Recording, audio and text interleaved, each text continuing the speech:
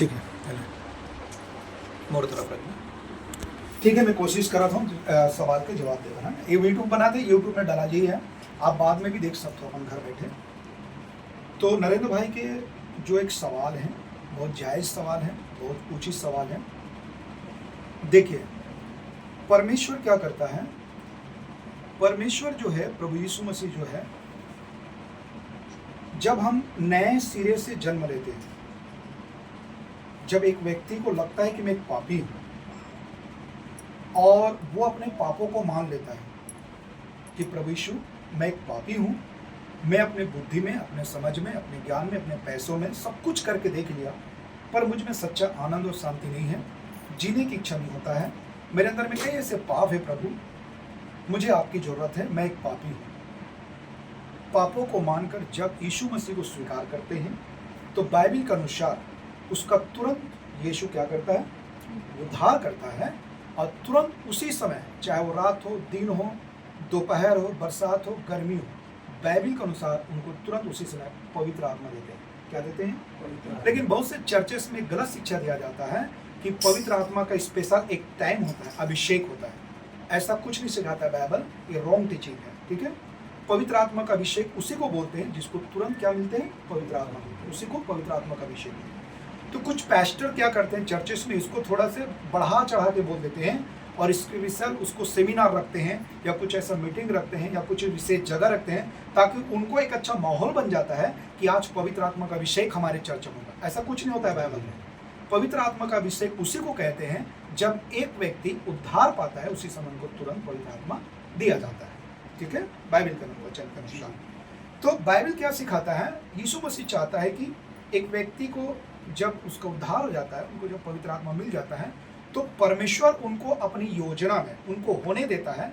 जैसे अभी प्रभु के दास भाई नरेंद्र ने बोला कि मैं एक सेवक के चर्च में जा रहा था, तो परमेश्वर ऐसे नहीं कि यदि कोई चर्च में गलत शिक्षा दे रहा है तो बलपूर्वक जाके प्रभु रोक दे, ऐसा नहीं रोकता है। परमेश्वर इसलिए बलपूर्वक नहीं रोकता क्योंकि परमेश्वर क्या चाहता है कि चर्च में तो जा रहा है, लेकिन यदि चर्च में किसी भी कारण से, किसी भी वजह से अधिक गलत शिक्षा दिया जा रहा है, तो परमेश्वर क्या करता है? स्टेप बाय स्टेप, जैसे ये भाई ने कुछ वहाँ से कुछ अच्छा चीज़ सीखा होगा चर्च से, सब गलत नहीं होते हैं सब चर्च में, कुछ अच्छा भी होता है, कुछ गलत शिक्षा भी होता है। ठीक है, लेकिन बाइबल क्या सिखाता है? कोई भी चर्च में, ध्यान से सुनिए बात को, बहुत महत्वपूर्ण बातें हैं। कोई भी चर्च में, मैं इंडिया की बात कर रहा हूँ, छत्तीसगढ़ इंडिया की, चर्च का मतलब क्या होता है? जानते हैं चर्च के बारे में? चर्च का मतलब कोई बिल्डिंग नहीं होता है। चर्च का मतलब अच्छा 2-4 कुर्सी को सजा कर रख दिया, पुलपिट हो गया, या कुछ कांगो है, गिटार है, या वाद्य यंत्र है, उसको चर्च नहीं बोलते। चर्च का मतलब होता है एक व्यक्ति यीशु को ग्रहण करता है, उनका उद्धार हो जाता है, वो यीशु के दृष्टि में क्या है? चर्च है। ठीक है, चर्च चाहे तुम पेड़ के छांव में बैठ के आराधना करो, चाहे बिल्डिंग के नीचे में करो, चाहे झोपड़पट्टी में करो, चाहे कब्रिस्तान के पास जा करो, चाहे जंगल में करो, चाहे शहर में करो, चाहे गांव में करो, यीशु के लिए वो क्या है? चर्च है। जगह कोई भी हो सकता है, समय कोई भी हो सकता है। ध्यान दीजिए इस बात को, समझ रहे हैं आप लोग? तो उसे कहते हैं चर्च।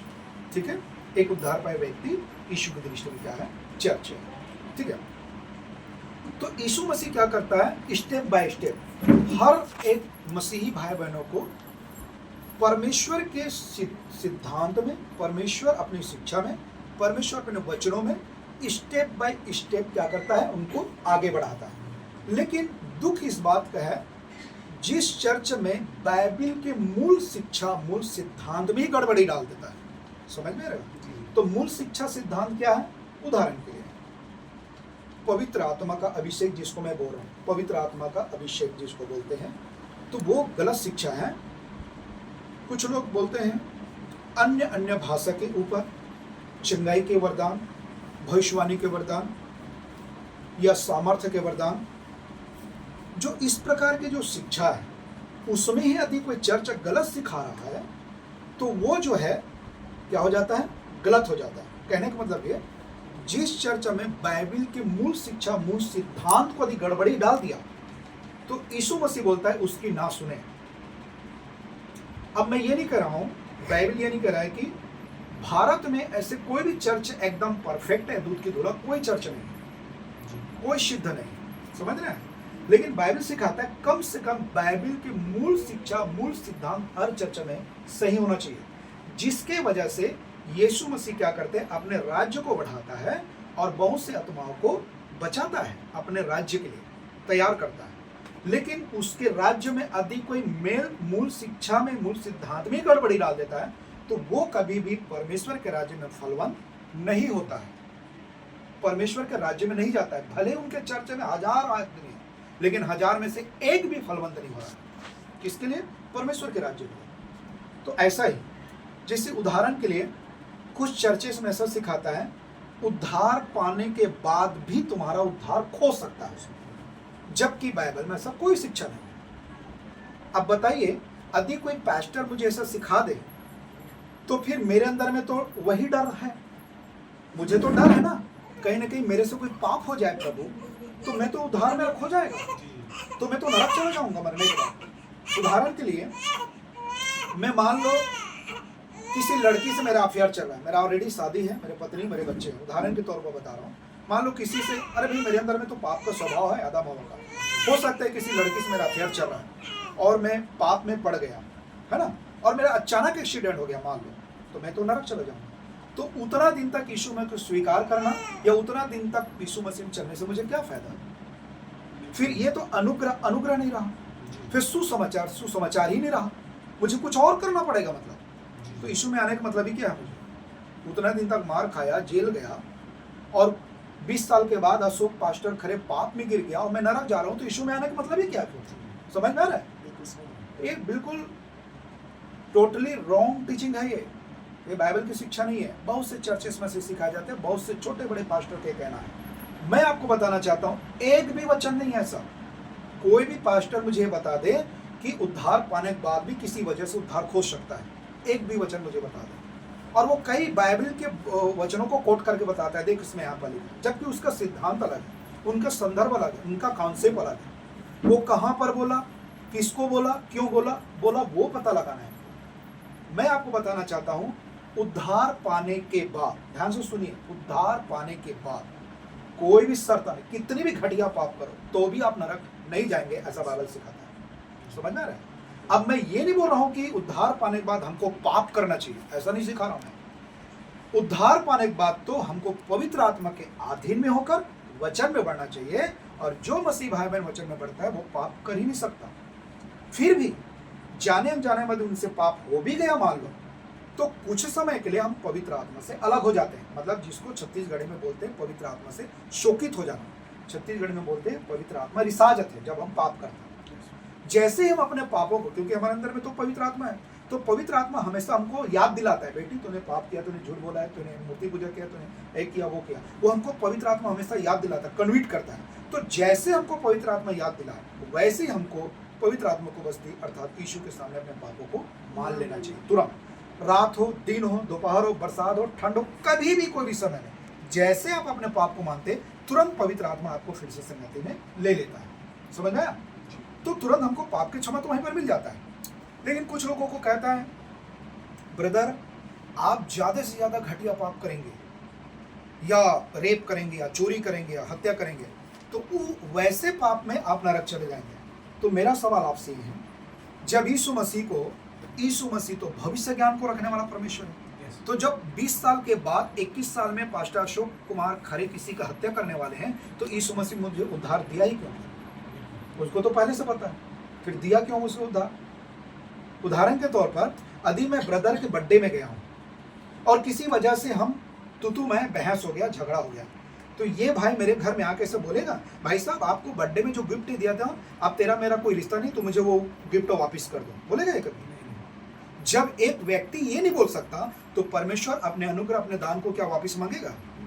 फिर उद्धार कैसा खो गया? फिर मेरे प्रिय, उद्धार कभी नहीं खो सकता। अब जबकि यह बाइबल के मुझसे, आज बहुत से पास्टर विश्वासी डाउट में, डर में, शक में जीवन जी रहा है, उनको फ्री विल नहीं है, उनको स्वतंत्र नहीं है। तो ये परमेश्वर की ओर से शिक्षा नहीं है, ये शैतान की ओर से शिक्षा है। समझ में आ रहा है? भले वो पास्टर कितना बड़ा दिखता हो, उससे कोई मतलब नहीं मेरे प्रभु को, और चर्च में हजारों लोग, उससे कोई मतलब नहीं मेरे प्रभु को। याद रखना, मेरा यीशु पवित्र है और वो न्यायशील परमेश्वर है, वो किसी का पक्षपात नहीं करते। समझ में आ रहा है? यस। तो ब्रदर का जो प्रश्न था वो ये था, किसी रीति से प्रभु ने आपको भेजा किसी चर्च में, वो इसलिए भेजा था ताकि आप विश्वास और वचन और पवित्र आत्मा के बारे में ठीक रीति से समझकर आप प्रभु के राज्य के लिए आगे बढ़े, फलवंत हो।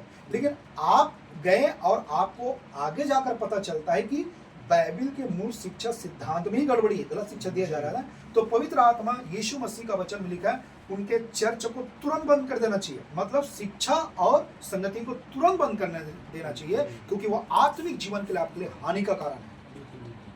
कोई समझौता नहीं, पास्टर गोरा हो, काला हो, बड़हर हो, ऊंच हो, नीच हो, गरीब हो, अमीर हो, वो आपको नहीं देखना है। आपको ये देखना है कि वहां वचन की कितनी शिक्षा दे रहा है और आपके आत्मिक जीवन में उन्नति हो रहा है या नहीं, वो देखना है।